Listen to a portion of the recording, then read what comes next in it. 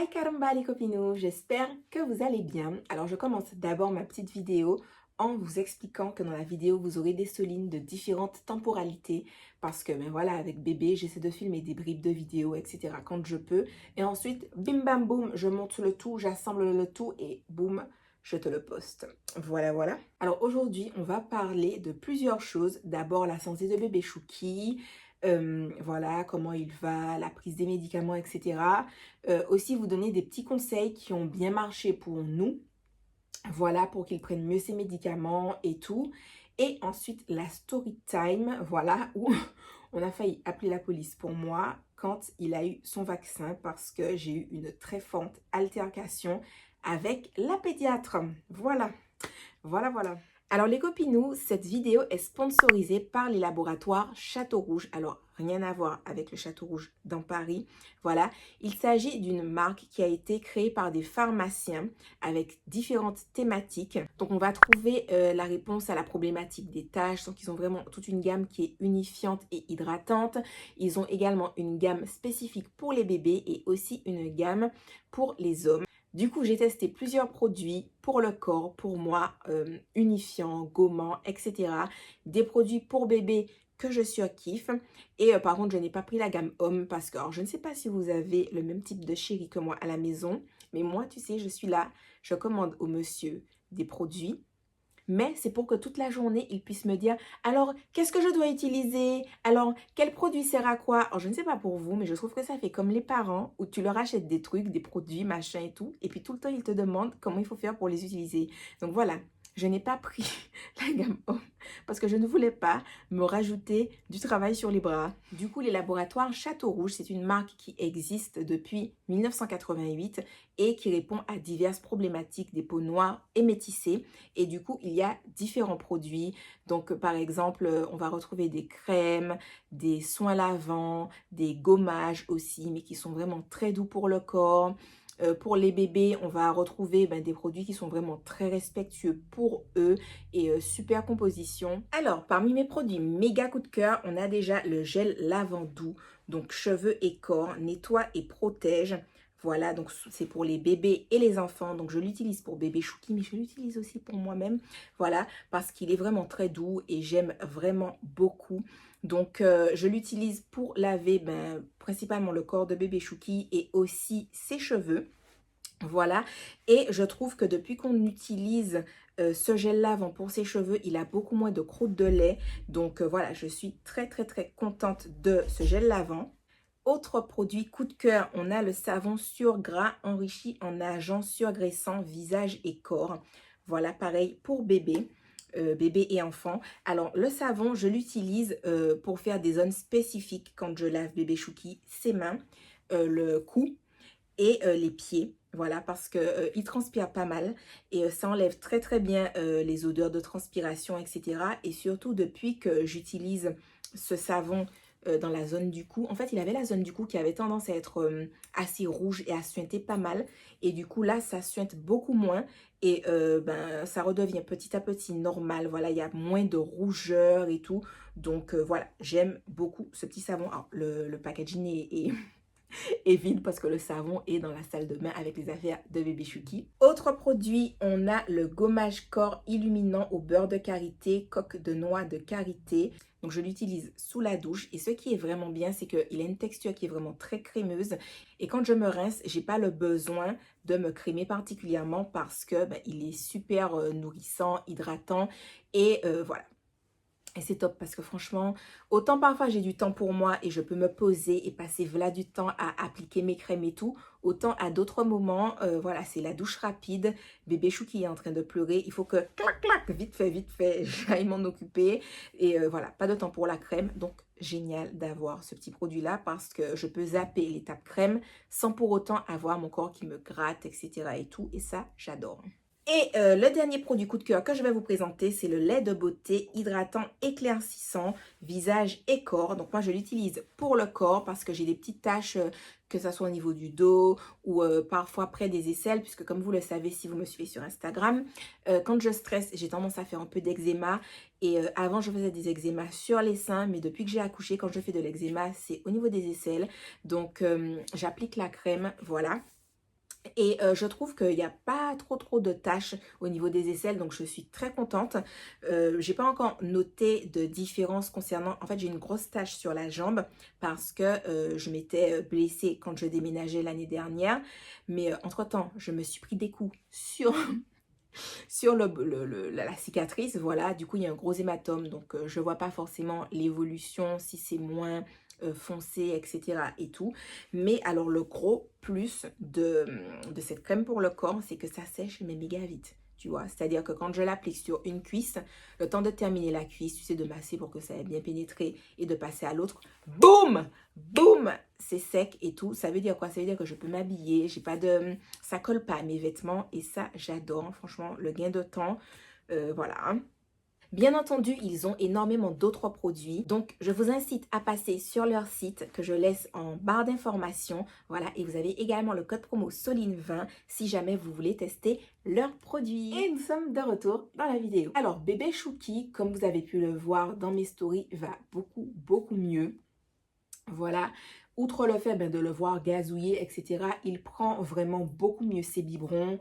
C'est vrai qu'avant, la dernière fois que je vous en avais parlé, le maximum qu'il puisse prendre, c'était des biberons de 150 millilitres et c'était vraiment genre une fois comme ça. Hein. La plupart du temps, c'était des biberons de 120 que parfois même il ne terminait pas. Et vraiment maintenant, déjà, il boit sans s'arrêter.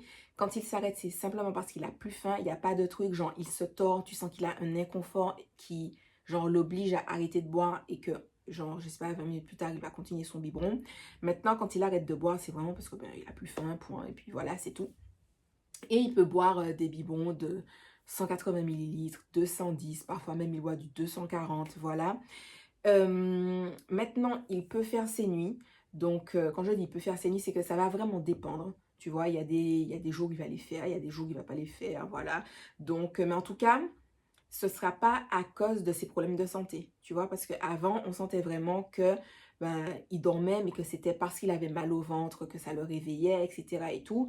Maintenant, la plupart du temps, il fait ses nuits, mais il y a des moments où, par exemple, si c'est endormi trop tôt, genre par exemple, je sais pas, si c'est endormi vers 18-19 heures, mais il va peut-être se réveiller à 1h30 du matin, et à 1h30 du matin, il sera en mode pump it up, you get to pump it up. Je connais pas les paroles, mais tu connais la chanson. Voilà. Donc voilà, ou voilà, ça va dépendre. Ça va dépendre. Même si la plupart du temps, il fait ses nuits, il se couche, on va dire, entre 20h30 et minuit. Donc c'est quand même assez large comme plage horaire, mais il s'endort dans ces eaux-là. Et le matin, il se réveille environ vers 8-9 heures. Ça va dépendre. Par exemple, s'il s'est endormi vers 20h, 20h30, il va peut-être plus se réveiller vers 5-6 heures du matin. Et s'il s'endort vers 22h, 23h, minuit et tout, il va plus se réveiller vers 8-9 heures. Donc voilà. Encore une fois, c'est juste en ordre d'idée parce que ça peut lui arriver une fois comme ça de se réveiller, de prendre le biberon, de se rendormir. Donc quand je parle de réveil, je parle de... Il est vraiment réveillé et puis il ne veut pas se rendormir, tu vois. Ça arrive beaucoup plus rarement. Sinon, je compte pas le fait qu'il se réveille, qu'il boive un biberon et qu'il se rendorme tout de suite. Parce que, mais voilà, c'est pas quelque chose qui nous dérange à la maison. Donc voilà, voilà. Ensuite, je vais vous laisser avec un petit clip de maintenant comment il prend ses médicaments.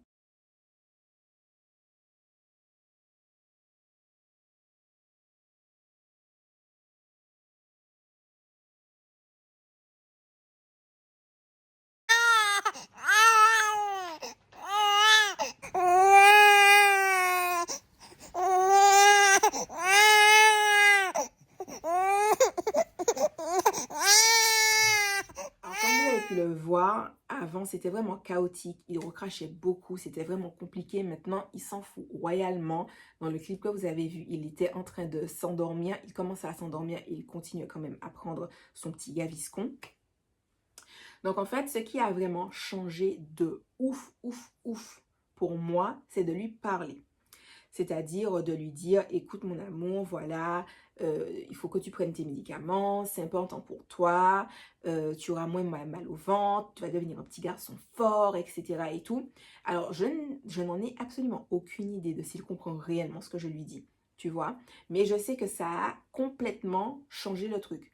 Tu vois, que je lui parle, que je lui dise, voilà, il faut ouvrir la bouche, mon cœur, il faut avaler et tout, c'est important, tout ça, tout ça.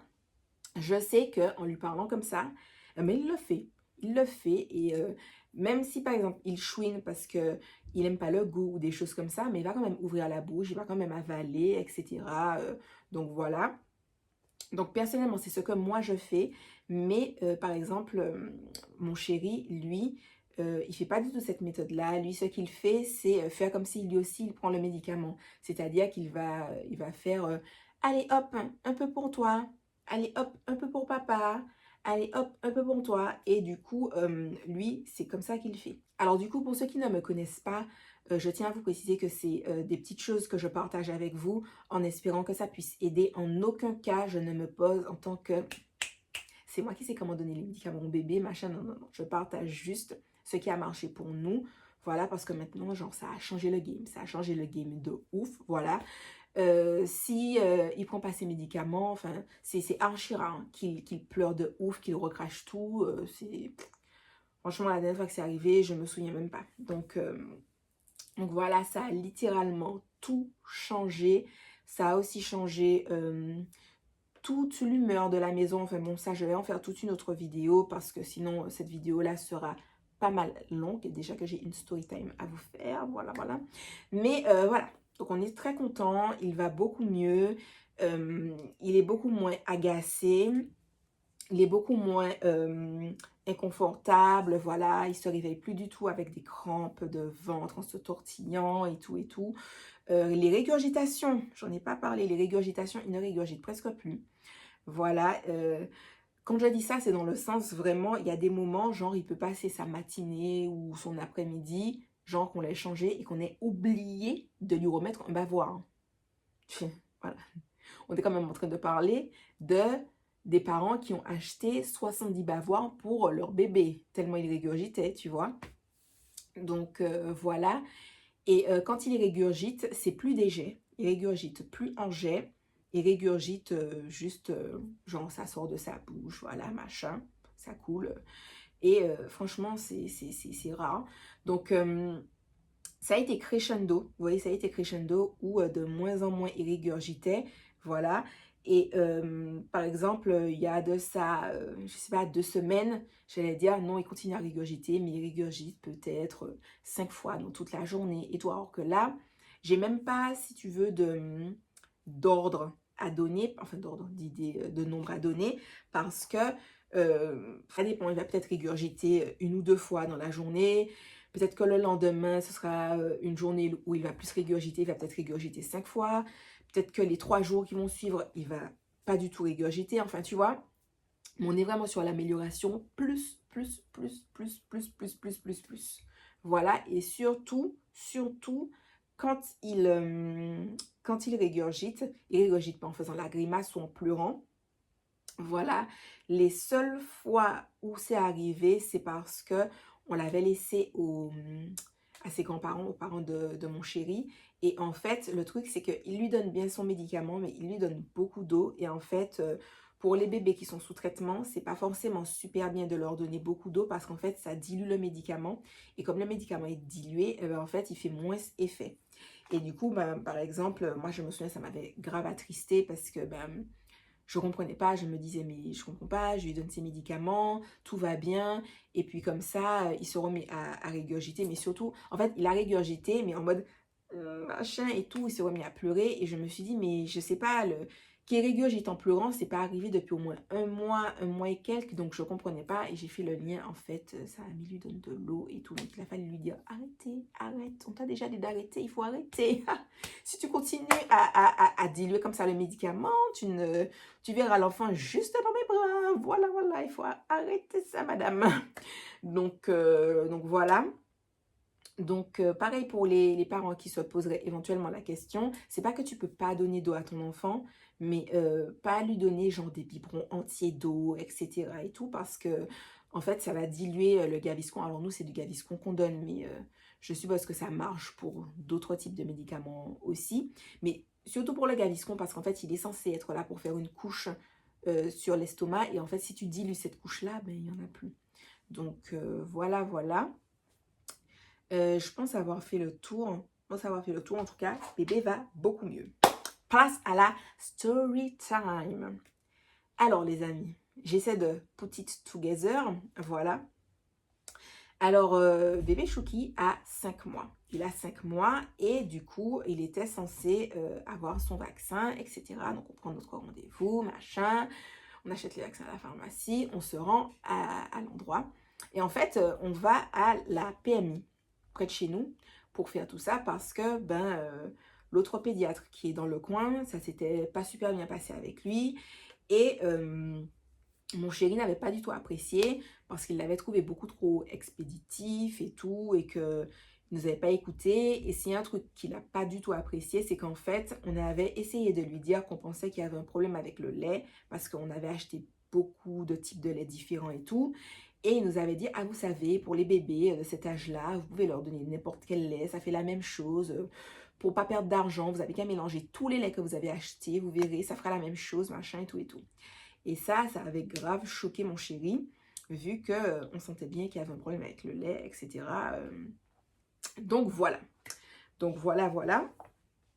Et du coup, plutôt que de se taper des longues durées pour aller voir un pédiatre, comme mon chéri a essayé la PMI et que ça s'était bien passé, du coup, c'est à la PMI qu'on allait. Enfin, on va continuer à y aller, hein. Juste moi, je n'irai pas. Voilà. Et donc, comme j'avais déjà expliqué dans une précédente vidéo, je me suis pas rendue à tous les rendez-vous de PMI. Genre, c'est mon chéri qui emmenait bébé, genre jusqu'à ses 1 mois et demi. J'ai dû faire 2 rendez-vous de PMI, mais tu sais, des rendez-vous genre basiques, le poids, la taille, des trucs comme ça. Mais c'est mon chéri qui était là pour les 2 premiers vaccins. Donc, c'était la première fois que la pédiatre qui fait les vaccins à la PMI me voyait. Voilà, machin, elle me dit, ah, mais c'est la première fois que je vous vois, comment ça se fait, tout ça, tout ça. Et je lui explique que comme en fait, j'ai eu énormément d'expériences négatives de façon assez cumulée, rapprochée avec le corps médical, que ça soit pendant mon accouchement, juste après avoir accouché, etc. et tout, qu'il me fallait du temps et tout, mais que je suis déjà venue à la PMI, c'est juste que c'est pas sur elle que je suis tombée. Mais elle me dit, ouais, mais faut pas mettre tout le monde dans le même panier parce que elle est super gentille, machin, nanani, nanana. Déjà ça m'a saoulée parce que, vous savez, je n'aime pas quand je dis j'ai un problème avec le corps médical et que les gens le prennent pour eux-mêmes comme si je suis en train de dire, ouais, c'est toi qui es ci, c'est toi qui es ça, tu vois. Je me dis, meuf, je t'ai dit, j'ai eu des problèmes avec des professionnels de santé, je te connais pas, je parle pas de toi. Tu vois, donc déjà ça m'a saoulée, mais bon, bref, whatever, je lui ai dit, ah oui, machin, je lui ai souri, voilà. Et du coup, elle insiste et tout, elle me dit, ah oui, mais du coup, quand vous dites que vous avez eu des expériences négatives, pourquoi, qu'est-ce qui s'est passé? Donc moi, vous savez, ces questions-là, je ne les prends plus de façon bienveillante, parce qu'en fait, déjà, je me suis rendu compte que les gens, quand ils posent cette question-là, en tout cas les professionnels de santé qui me posent cette question-là, c'est juste en fait, tu sais, comme quand quelqu'un te croise dans la vie de tous les jours et te dit, ah, comment ça va? Mais elle veut juste que tu lui dises ça va, tu vois. Elle n'est pas vraiment là pour écouter ce que tu as à dire. Et si tu dis, en fait, ça va pas, elle n'est pas là pour ça, tu vois. Et donc, je lui dis dans les grandes lignes, et puis même, tu sais, quelqu'un te dit que des choses se sont mal passées, est-ce que la personne a envie d'en parler, tu vois? La vraie formulation bienveillante aurait été, est-ce que vous souhaitez en parler, etc. ou pas. Tu dis pas à la personne frontalement, pourquoi, qu'est-ce qui s'est passé, bref. Bref. Et donc, je lui dis, bof, en gros, j'étais censée accoucher à domicile, la sage-femme n'est pas venue, je sais pas quoi, et puis qu'on a eu beaucoup de problèmes avec bébé qui régurgitait énormément. On a vu différents pédiatres qui ne voulaient pas nous écouter, et puis finalement, on est tombé sur un où voilà, tout se passe très bien maintenant. Et quand je lui ai dit ça, la dame a levé les yeux au ciel en mode, dites-moi le nom du pédiatre que vous voyez. Et donc, moi, tu sais, je suis là, je comprends pas pourquoi elle réagit comme ça. Donc, je lui donne le nom du pédiatre. Et elle nous dit, ah non, mais votre enfant n'a rien du tout. Votre enfant n'a aucun RGO. Votre enfant n'a aucun problème de reflux. Il n'est pas du tout malade. En plus, vous me dites maintenant qu'il ne régurgite presque plus. C'est parce qu'il grandit, tout simplement. Et en fait, si vous voulez, quand elle m'a dit ça, surtout avec toute cette condescendance, etc., et surtout le fait que, encore une fois, on est tombé sur un pédiatre qui a parlé sans savoir de quoi il était question, tu vois. Alors, il se trouve que cette dame-là a un problème avec le gastropédiatre qu'on voit. Aucune idée de ce que c'est, de pourquoi elle l'aime pas, de ci, de ça. Mais déjà, c'était la première fois que je tombais sur un médecin qui ouvertement te dit: ah, tel médecin j'aime pas, c'est pas déontologique de dire ça, mais je le dis quand même, je l'aime pas. On n'est pas tes amis en fait, on n'est pas tes amis, on n'est pas là pour les cancans du quartier. C'est quoi, la dernière fois vous avez récupéré votre déjeuner et puis il a pris ta salade, et puis t'étais pas contente. Enfin, je ne sais pas c'est quoi le problème de la dame avec notre gastropédiatre. Mais je trouve que t'as pas à dire ça à des parents comme ça, frontalement. D'autant, alors moi, j'ai vu rouge, pas parce qu'elle a dit des choses sur lui, comme je l'ai expliqué par la suite à la directrice de la PMI. C'est pas mon papa, le monsieur, c'est pas mon papa, son business, c'est pas mon business, c'est pas le business que je vais récupérer dans quelques années, je n'en ai rien à faire de ce monsieur, tu vois. Moi, ce qui m'a énervé, c'est que, encore une fois, on dise notre enfant régurgite, il y a des reflux et qu'elles sont en mode: votre enfant n'a rien du tout, vraiment, c'est tout à fait normal et tout. Donc moi, ça m'a vénère de ouf.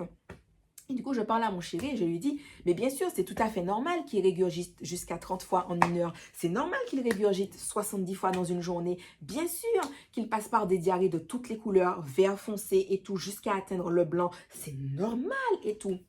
Et donc là, elle me dit: madame, je vois que vous commencez à perdre votre sang-froid. Si c'est comme ça, je vais vous demander de sortir parce que vous commencez à être vulgaire. Voilà, moi je ne fais que énoncer des faits. Moi, je suis un médecin, etc. Vraiment, avec ce ton, tu sais, elle parle archi calmement, archi lentement, tu sais, vraiment pour me montrer le décalage de: moi, je sais ce que je dis, vous vous laissez emporter par vos émotions, vous ne savez absolument pas de quoi vous parlez. Et du coup, moi, je suis là, je suis vénère, mais je l'écoute, tu vois. Elle est passée de ça à: non, mais peut-être que votre enfant avait un problème de santé, etc. et tout. Mais c'est juste qu'en fait, le gastropédiatre que vous voyez, il ne suit pas les protocoles de santé normaux parce que on ne demande pas à un enfant, on ne fait pas faire à un enfant tout de suite une fibroscopie. Ce médecin-là, il rencontre juste l'enfant, tout de suite, il lui prescrit une fibroscopie.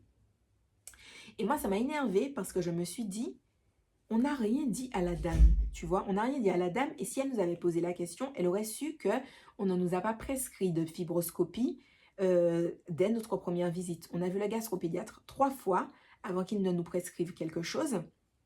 Voilà. Et, alors, du coup, elle me dit: oui, si vous continuez, que genre, il va falloir que je sorte ou je sais pas quoi et tout et tout. Donc moi, je la regarde dans le blanc des yeux et je lui dis: écoutez, vous êtes là que pour les vaccins. Donc elle me dit: ah non, je suis là pour écouter les parents. À quel moment tu les écoutes? À quel moment tu nous écoutes? Tu n'as même pas cherché à comprendre quel était le problème de notre bébé. Tu as entendu reflux, tel nom de médecin. Pff, votre enfant n'a rien du tout. Il n'a rien, il n'a jamais été malade, etc. Flemme, donc flemme de ouf. Donc moi, je me dis: ok, je me tais, de toute façon, voilà. On fait les vaccins, on se barre. Et pendant qu'elle est là en train de sculpter le bébé, elle reprend d'elle-même: non, parce que vraiment, vous savez, je ne sais même pas ce qu'elle m'a dit. Je me suis dit: je veux bien me taire, mais c'est pas pour que la dame soit là en face de moi en train d'appuyer avec toute sa connerie.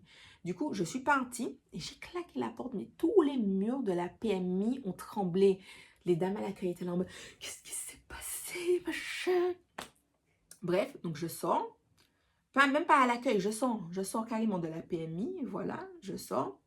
Et genre peut-être 1 minute plus tard, il y a la directrice qui sort, voilà, qui me demande qu'est-ce qui s'est passé.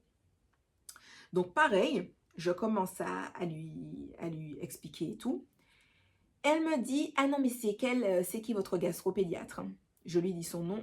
Elle lève les yeux au ciel, machin, patati patata. Elle me dit: non, mais Non, mais vous savez, le gastropédiatre que vous voyez, il découvre toujours des problèmes de santé aux enfants. Et puis quand il y a un contre-avis médical des mois plus tard, on se rend compte que l'enfant n'a plus rien, etc. Et vous savez, c'est quelque chose que je n'ai mais absolument pas compris, d'autant plus dans le corps médical. Genre par exemple, notre enfant, ça fait pratiquement 2 mois qu'il prend des médicaments. J'espère bien si quelqu'un passe de nouveau et le voit, que la personne en l'auscultant me dise Madame, votre enfant n'a aucun problème. En fait, si tu veux, hors truc de reflux d'enfant, tu sais, c'est comme si tu te casses la jambe, tu as ton médecin qui te dit, vous êtes cassé la jambe, je vous prescris 6 mois de plâtre et, je sais pas moi, 2 mois de rééducation. Tu fais tes 6 mois de plâtre en disant, non mais je suis sûre qu'en vrai ma jambe n'était pas vraiment cassée, je suis sûre qu'en vrai il n'y a pas vraiment de problème. Tu fais tes 9 mois de plâtre, tu fais tes 2 mois de rééducation, tu vas refaire une autre radio avec quelqu'un d'autre qui te dit, ben votre jambe va bien, vous n'avez pas de fracture.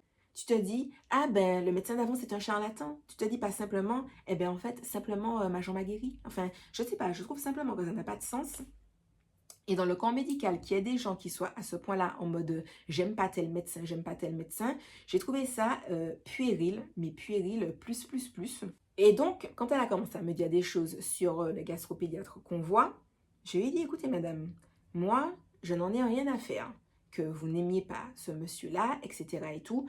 Je ne sais pas ce qui s'est passé de négatif avec d'autres parents, etc. et tout, mais nous concernant, notre enfant, il avait ci, ça, ça, ça, ça. Donc, tu sais, je lui explique qu'il régurgite, machin, nanana, le nombre de régurgitations, etc. et tout. Et donc là, pareil, comme l'autre, elle me fait, ah non, effectivement, non, lui, il avait un vrai problème de reflux. Non, mais vous savez, le problème, c'est que le pédiatre que vous voyez, en fait, il y a beaucoup de parents qui se sont plaints de lui parce qu'il prescrit énormément d'examens de santé qui ne servent à rien. Et puis, on se rend compte des mois plus tard que l'enfant va beaucoup mieux. Et en fait, je me dis, personne ne se dit, peut-être simplement que le fait que l'enfant prenne les médicaments, l'enfant va mieux. Genre, personne ne s'est dit ça. Et tu sais, elle me dit que oui, que le, que le, que le pédiatre en question, il y a tellement de parents mécontents qu'on a créé un site à son nom pour se plaindre, machin. Bien entendu, vous connaissez votre copine. Je suis allée regarder le site en question, qui n'existe pas. Breaking news, il n'existe pas. J'ai tapé dans tous les sens, son nom critique, son nom avis négatif, son nom site machin. Rien trouvé du tout. J'ai trouvé un forum où il y a effectivement une dame qui était très énervée parce que, et en fait, je pense que c'est d'elle, de son, en fait, je pense que c'est d'elle dont la directrice de la PMI me parlait, en me parlant d'un parent mécontent, parce qu'elle m'a donné des détails sur la santé de l'enfant, qui était ce que la dame décrivait dans son truc sur le forum. Et, et la dame disait elle a emmené son enfant genre à un autre endroit et qu'à l'autre endroit, on l'a confronté en lui disant que ce pédiatre-là n'était pas bon, etc. et tout. Enfin bref, et je pense du coup que c'est bien que c'est ça, voilà. Après ça, qui est, etc., de parents qui soient du même avis, je n'en sais rien parce que je n'ai vu que ça. Je n'ai vu que cet avis-là de négatif. Je n'en ai pas vu, etc., comme la dame avait envie de me le dire. Voilà. Et moi, ce qui m'a désolée de ouf dans toute cette histoire-là, c'est qu'à partir du moment où j'ai discuté avec la dame de tous les problèmes de santé de mon bébé, elle était en mode non, mais effectivement, il avait vraiment un problème de reflux et tout. C'est juste que. Et donc, elle, alors ce qu'elle n'a pas fait, c'est qu'elle a détourné le problème. Alors, c'était plus le pédiatre qui était le problème. La personne qui était le problème, c'était mon chéri. Parce qu'elle me dit non, mais vous savez, on a vu votre mari plusieurs fois, il ne nous a jamais fait part de problèmes de reflux, de ci, de ça, de patati, de patata, parce que nous, ça nous aurait alerté qu'on le voit une fois, 2 fois, 3 fois, et qu'à chaque fois, il nous dit ça, etc. Et on aurait investigué, on aurait posé des questions, savoir combien de fois l'enfant régurgite, comment sont les régurgitations, et tout, et tout. Et je lui ai dit, madame, mais en fait, non, pas du tout. Même si je n'étais pas là, je sais que mon compagnon a parlé des problèmes de reflux, etc., puisqu'on lui a répondu que ce n'était pas grave, machin, machin. Je lui ai dit maintenant, vous, il faut savoir que quand un parent qui a un nouveau-né, surtout s'il n'a pas l'habitude avant ça de s'occuper de nouveau-nés, de nourrissons qui ont des problèmes de santé, c'est quelque chose de nouveau. Le parent se déplace, il dit, mon enfant régurgite, on lui coupe la parole, on lui dit, mais non, mais c'est tout à fait normal. Tous les parents ont peur des régurgitations, les régurgitations, tout ça, c'est normal, normal, normal et tout et tout. Il faut avoir vraiment un parent, soit qui est à bout, soit qui a une forte personnalité, soit qui en a marre de la situation pour aller en dehors du fait qu'on t'ait coupé la parole, pour te dire que tout va bien, pour dire non, taisez-vous, laissez-moi parler, laissez-moi vous expliquer toutes les données que j'ai accumulées, etc. Il faut en fait beaucoup de choses pour dépasser ça en fait. Et du coup, elle était là, elle m'écoutait, elle a fait gloops, machin, etc. et tout. Et en fait, je me suis dit, encore une fois, on en revient à des personnes qui n'écoutent pas. Des personnes qui n'écoutent pas. Moi, je suis partie, donc je n'ai pas continué à parler à la pédiatre. Mais du coup, mon chéri me disait que, il lui a dit qu'il y a des protocoles de santé à respecter et que on ne fait pas une fibroscopie à un enfant pour voir l'état de son estomac tant que bébé, etc., tant qu'il n'est pas tombé en anorexie, etc. et tout. Déjà, encore une fois, cette dame ne connaît pas notre enfant, ne connaît pas toutes les données qu'on a pu répertorier, etc. On aurait pu lui expliquer que quand il était censé boire des 800-900 millilitres par jour, il en buvait des 90 millilitres qu'il fractionnait par 5 millilitres. Si ça, ce n'est pas un début d'anorexie, qu'est-ce que c'est en fait?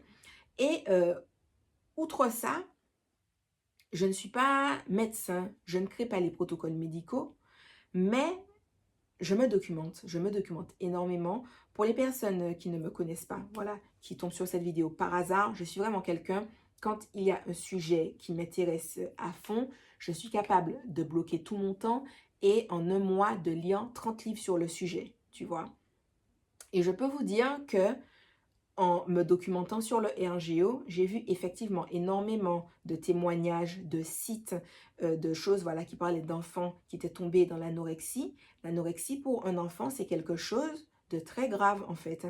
Parce que autant il y a des enfants qui tombent en anorexie et puis quand ils finissent par guérir, ben ça va mieux. Autant quand il y a des enfants qui tombent dans l'anorexie, eh bien, c'est quelque chose qu'ils trimballent en fait toute leur vie. Alors, je ne sais pas, je vous laisse imaginer, tu mets au monde un enfant, l'enfant est malade, on ne t'écoute pas, on finit par t'écouter quand ton enfant a perdu du poids, qu'il est tombé en anorexie, etc. Et pour le reste de sa vie, où il est sous ton toit, tu dois l'emmener chez le médecin, chez le psychologue, chez le psychiatre, ça va dépendre de l'intensité de son anorexie, pour l'aider à s'alimenter. Et je me dis, est-ce que ce genre de médecin-là trouve ça normal, en fait? Parce que moi, des témoignages de parents qui disent, oui, mon enfant avait un RGO, voilà, les médecins ne m'écoutaient pas, etc., patati patata. Au final, c'est quand il avait 6 mois, je ne sais pas quoi, c'est quand il avait 8 mois qu'on lui a fait des investigations et qu'on a vu qu'effectivement, il avait un reflux qui était grave, machin, œsophagite et compagnie, patati et patata. En fait, j'ai envie de vous dire, moi, mon bébé aurait eu une anorexie à l'époque où ça s'est fait et tout. C'est quelque chose qui, vraisemblablement de ce que j'ai lu, se résorbe assez vite parce que l'enfant n'est pas encore très conscient de son corps, de machin, de patati, de patata. Il recommence à boire son lait normalement. Mais en fait, plus ça traîne et plus c'est détecté tard et plus ton enfant développe son anorexie tard, plus en fait c'est quelque chose qui va rester, tu vois. Des mamans qui sont là, qui sont en train de dire mon enfant a 3 ans, il est anorexique, je dois voir le médecin, etc. parce que traumatisme par rapport à son RGO, machin. Des mamans qui sont là en train de dire oui, mon enfant a 6 ans, mon enfant a 9 ans, etc. Anorexie à cause de machin, patati patata. Et je trouve ça, mais je suis choquée en fait. Je suis choquée. Donc, vous savez, je ne vais pas parler de tout ce qui me choque parce que j'aurais énormément de choses à dire. Moi, maintenant, ce que je veux faire, c'est me focus. C'est-à-dire que toi, si tu regardes cette vidéo, que tu es un parent, que ce soit une mère, un père, que ce soit une tante, un oncle, peu importe, tu as adopté un enfant qui a un problème de reflux, ta nièce a un problème de reflux, peu importe, tu es un adulte en charge de nouvel être humain et tout, fais-toi confiance. Fais-toi confiance. Pourquoi? C'est pas parce que, par exemple, j'ai accouché de mon enfant que je le connais mieux. Voilà. J'ai pu me rendre compte de beaucoup de choses qui concernent ma maternité qui n'ont pas de rapport avec le fait que ça soit moi qui l'ai porté pendant 9 mois. Donc, vous êtes tout aussi concernés. Ne vous laissez pas faire. Ne vous laissez pas faire par le corps médical. Encore une fois, je ne suis pas là pour diaboliser le corps médical et dire que tous c'est des mauvais, c'est des ci, c'est des ça. Faites-vous écouter. Faites-vous écouter. Voilà. Récolter des données qui sont des faits. Voilà. Tous les combien de temps ton enfant boit, combien de millilitres il boit, s'il régurgite, combien de fois il régurgite en 1 heure, combien de fois il régurgite dans une matinée, dans une journée. Tous les signes que tu peux voir, par exemple, il se réveille dans la nuit en hurlant, il se tortille, etc. Voilà, si tu peux même, tu filmes pendant qu'il se tortille, tu filmes, bon, filmer pendant qu'il régurgite, ça peut ne pas être forcément facile parce que ben, tu es là avec l'enfant, il régurgite à tout moment, c'est pas un truc que tu peux prendre forcément sur le fait, mais si jamais tu peux essayer, si c'est pas quelque chose qui est contraignant dans ton quotidien, fais-le. Ensuite, vraiment, expliquer au corps médical que tu es là pour exposer des données pour qu'il puisse traiter ton enfant. Pourquoi je vous dis ça? Parce que ce soit la pédiatre, que ce soit la directrice de la PMI, elles m'ont tout de suite parlé d'un point de vue émotionnel. C'est-à-dire, non mais c'est une maman, son enfant souffre, donc elle souffre. Oui, c'est vrai. C'est vrai, mais je ne vais pas voir un pédiatre en m'attendant à ce qu'il m'aide à aller mieux, moi, émotionnellement. Moi, le fait de voir mon enfant souffrir, c'est quelque chose qui m'a énormément affectée, énormément impactée. Pour ceux qui me suivent sur Instagram, vous le savez, je fais des massages bioénergétiques pour me libérer des traumatismes de mon corps, des émotions négatives qui restent à l'intérieur du corps. Je fais des séances d'hypnose, je fais de la psychothérapie, etc. Je ne vais pas voir un pédiatre en m'attendant à ce qu'il m'aide à aller mieux, moi, émotionnellement. Moi, dès que je vois qu'il y a un couac émotionnellement et que de moi-même, avec les outils que j'ai, je galère ou dans mon quotidien, c'est trop compliqué à mettre en place, boum, je vais consulter. Je ne vais pas voir un pédiatre pour qu'on me dise, Madame, ça va aller, est-ce que vous voulez une petite glace? Non, je ne vais pas pour ça. Et je pense que c'est important de recadrer ces personnes-là, surtout quand on a un enfant qui est malade, de recadrer le problème sur non, je ne suis pas un parent qui a un besoin émotionnel d'être rassuré, je suis un parent qui veut que son enfant aille bien. Donc, voilà toutes les données que j'ai collectées. Et maintenant, faites quelque chose. Posez votre diagnostic, faites votre truc. Moi, je n'ai pas fait toutes vos années d'études, machin, etc. Par contre, je sais voir quand l'enfant ne va pas bien. D'accord? Donc maintenant, avec toutes les données que j'ai collectées, faites votre truc et soignez mon enfant. C'est la seule chose que je demande. Maintenant, si c'est trop pour vous, je vous dirais d'essayer de vous rapprocher d'associations qui n'ont pas peur de monter au créneau, de parler pour vous, etc. Je sais que quand on est parent, et d'autant plus avec son premier enfant, ou même que c'est peut-être pas son premier enfant, mais que c'est la première fois qu'on a un bébé malade, parce que c'est pas la même chose. J'ai déjà lu plein de forums de mères qui disaient c'est pas mon premier bébé, mais c'est la première fois que j'ai un enfant qui est malade, c'est mon 3e, c'est mon 4e, mais j'avais jamais eu d'enfant qui régurgitait à ce point-là, etc. et tout. Et on a beau dire quand on a un bébé malade, c'est pas quand on n'a pas de bébé malade. Or je dis ça, je n'ai qu'un seul bébé et le mien était malade. Voilà, mais de tout ce que j'ai pu lire, ça ne fait pas la même chose. Donc, comme je vous disais, soit essayez de vous rapprocher d'une association, soit par exemple, si vous êtes dans une configuration de couple, voilà, avec votre enfant, essayez de voir lequel des deux a peut-être un plus fort tempérament pour gérer ce genre de choses-là, parce que c'est vrai que malheureusement, on dirait que les personnes qui n'osent pas trop parler ou qui sont très réservées ou qui ont peut-être peur d'aller à l'encontre d'une autorité ou quoi, eh ben, les choses n'avancent pas, les choses n'avancent pas. Ce n'est pas pour, vous savez, le blâmer ou quoi, mais mon chéri sait très bien que si par exemple, je sais pas moi, pour X ou Y raison, j'étais pas là, j'étais morte en couche ou quoi, et que c'était lui qui s'était occupé de bébé Chouki, les choses auraient dégénéré. Parce qu'il allait voir le médecin, il disait il y a ci, il y a ça. Le médecin lui dit c'est pas grave. Lui, bon, ben, le médecin dit que c'est pas grave, donc c'est que c'est pas grave. Alors, tu vois, c'était vraiment moi qui étais là en mode récolter les données. Non, il y a un problème, il y a un problème. Il faut qu'on voit l'enfant, il faut qu'on voit l'enfant. Il faut trouver quelqu'un qui voit l'enfant. Il y a un problème. Il faut que quelqu'un accepte de lire toutes les informations que j'ai récoltées, tu vois.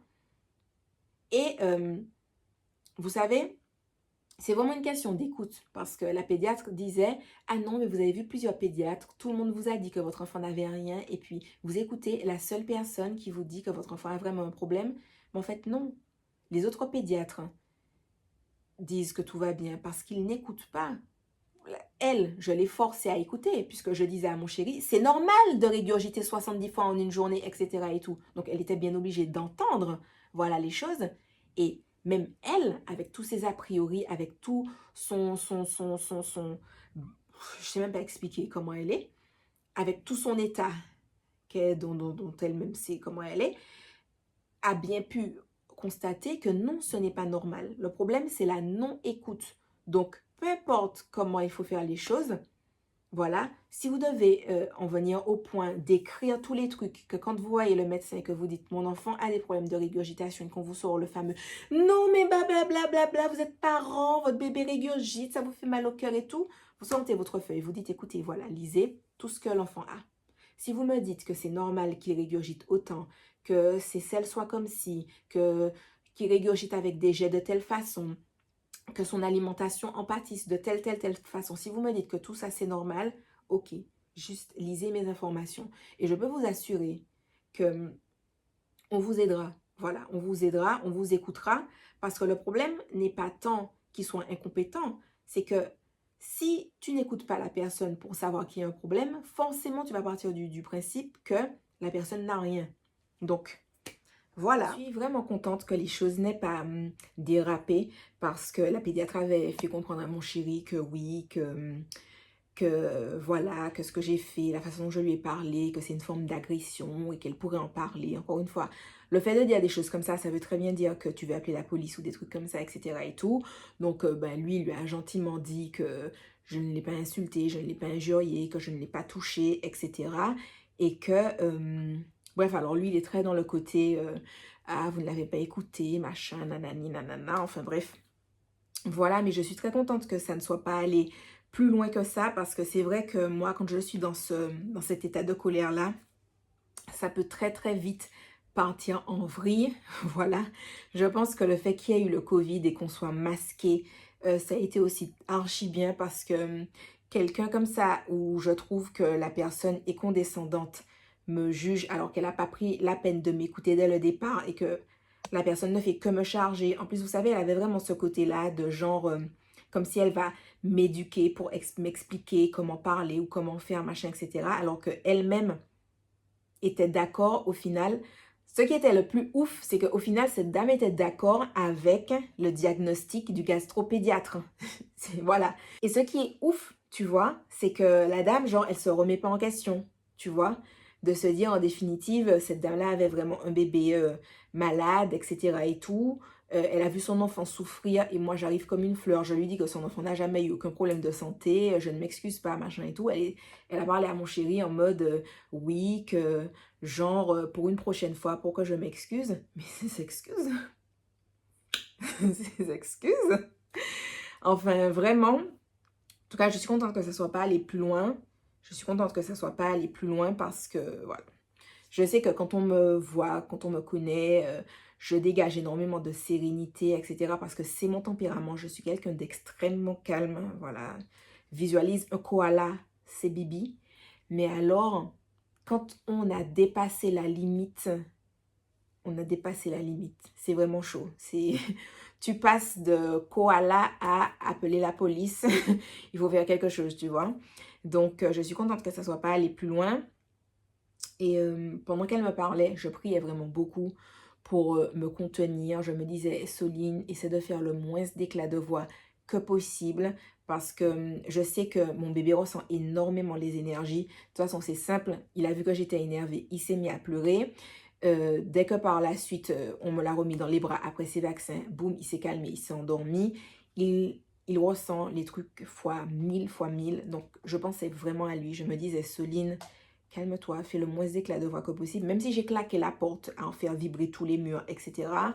Je n'ai pas injurié la dame, je suis très contente. Je ne l'ai pas frappée, je suis très contente. Ça peut paraître très surprenant, mais ah là là, mon Dieu les amis, le coup de poing part si facilement. Cette personne a déjà cassé plusieurs nez dans sa vie. Oui, oui, oui. Oui, oui, oui, oui. Donc, je suis très contente, très fière de moi, que je ne l'ai pas injurié, je ne l'ai pas tapé. Voilà, parce que, comme je l'ai dit à la dame de la PMI, moi, mon seul objectif, c'est que mon enfant soit en bonne santé, qu'il aille bien. Et le fait qu'il aille bien, ça passe aussi par le fait que j'aille bien, que je sois présente pour lui, que je sois là pour lui. Donc, mon but, c'était pas non plus de finir au poste en garde à vue ou que sais-je, etc. Et que mon bébé ressente ça. Voilà. Donc, voilà, cette petite parenthèse que la Soline du montage avait à faire. Je pense qu'il y a énormément de choses à faire de ce côté-là, même si je ne sais pas exactement comment. Mais voilà, je sais qu'à mon niveau, j'ai pas envie que ça arrive à d'autres parents. Genre vraiment pas. Parce que moi, j'ai ce truc-là d'aller, et même si c'est une autorité, je vais te dire ce que j'ai à te dire, tu vois. Parce que c'est vrai que j'ai pas beaucoup de respect pour les autorités. C'est pas quelque chose de positif. Je suis pas en train de le dire en mode ah, c'est une qualité. Ça n'en est pas une. Mais voilà, c'est vrai que, bref, je vais rentrer forcément dans les détails. Mais je me dis, je sais me faire écouter, je sais me faire entendre, même si, quitte à ce qu'on me dise après, ah, tu es vulgaire, ah, tu es grossière, ah, tu cries sur les gens, je m'en fiche parce que je sais que ce n'est pas qui je suis, je sais que c'est pas ma personnalité, je sais que c'est pas ma façon d'être. Je sais en revanche que pour certaines personnes, il faut que je me présente comme ça pour que je puisse être écoutée. Mais je sais qu'il y a des personnes qui, elles, n'arrivent pas à faire ça, tu vois. Et moi, je me dis, je pense à tous les parents qui ont été comme moi, qu'on n'a pas écouté et où l'état de santé de leur enfant s'est détérioré et ça me fend le cœur, ça me brise le cœur. Donc, je ne sais pas ce qu'il y a à faire concernant cette thématique-là, cette problématique-là, mais je sais que moi, à mon niveau, j'aimerais énormément aider, j'aimerais faire des choses. Donc, je ne sais pas forcément quoi. En story Instagram, j'ai dit peut-être monter une association, mais je suppose qu'il y a déjà des associations qui sont là, qui existent. Donc, écoutez, je ne sais pas, mais il y a quelque chose à faire. Si jamais vous avez des idées, n'hésitez pas à me le dire dans les commentaires. Voilà, parce que je pense que quelqu'un doit se lever pour ça. Et si c'est moi, mais écoutez, moi, les amis, j'ai aucun souci à me lever pour. Juste essayer de voir sous quelle forme je peux le faire. Voilà. Enfin bon les amis, je vous remercie d'avoir regardé la vidéo. Je remercie les laboratoires Château Rouge d'avoir sponsorisé la vidéo. Je vous remets le code promo que vous pouvez utiliser sur leur site qui est Soline20. Voilà. Et moi je vous fais de gros bisous et je vous dis à la prochaine dans une autre vidéo. Bye bye.